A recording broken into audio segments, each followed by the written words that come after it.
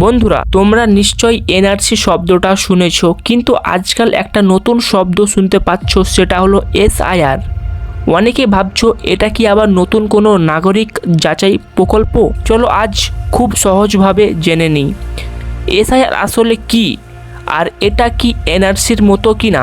SIR হলো সম্পূর্ণরূপে state investigation report, Bangla অর্থ হলো রাজ্য তদন্ত প্রতিবেদন। এটা হলো একটি সরকারি রিপোর্ট বা যাচাই প্রক্রিয়া, যেখানে নাগরিকদের তথ্য, পরিচয়পত্র, এমনকি জমি বা নথি সংক্রান্ত বিষয়েও যাচাই করা হয়। সরকারি ভাষায় এটি হলো রাজ্য পর্যায়ে তথ্য যাচাই তদন্তের একটি রিপোর্ট সিস্টেম। এখন প্রশ্ন আসছে, এটা কি এনআরসির মতো? আংশিকভাবে হ্যাঁ, কারণ এনআরসি হলো নাগরিকত্ব যাচাইয়ের জন্য তৈরি হয়েছিল। এসআইআর তেমনই রাজ্য পর্যায়ের নাগরিক বা তথ্য যাচাইয়ের রিপোর্ট তৈরি করতে ব্যবহৃত হয়।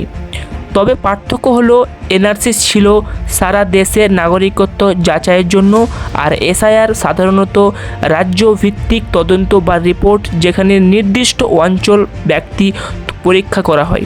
বন্ধুরা, মনে রাখবেন, এসআইআর মানে কিন্তু কাউকে দেশ ছাড়া করা বা নাগরিকত্ব কেড়ে নেওয়া নয়।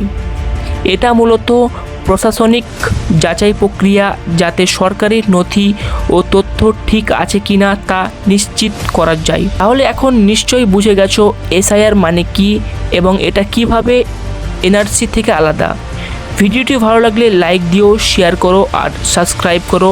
এমন তথ্যভিত্তিক ভিডিও পেতে আমার চ্যানেলটি সাবস্ক্রাইব করতে ভুলো না। Thank you for watching. জয় হিন্দ, জয় ভারত।